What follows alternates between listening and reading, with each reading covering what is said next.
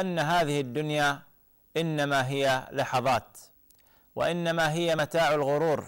هذه الحياة الدنيا التي خلقنا الله سبحانه وتعالى فيها لحكمة بالغة، هذه الحكمة هي القيام بعبادته سبحانه وتعالى على الوجه الذي يرضيه عنا. نعم، قال الله جل في علاه: وما خلقت الجن والإنس إلا ليعبدون.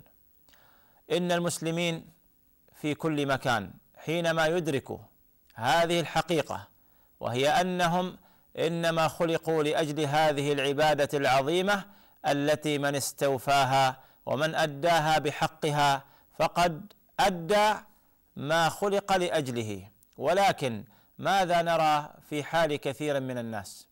إنهم اتخذوا دينهم لهوا ولعبا، إنهم اتخذوا دينهم لهوا ولعبا وغرتهم الحياة الدنيا.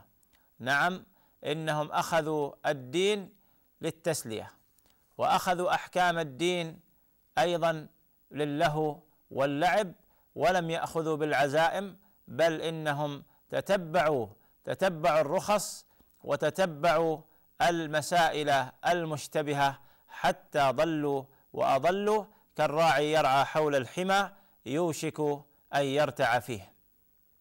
الله سبحانه وتعالى جعل هذه الأمة خير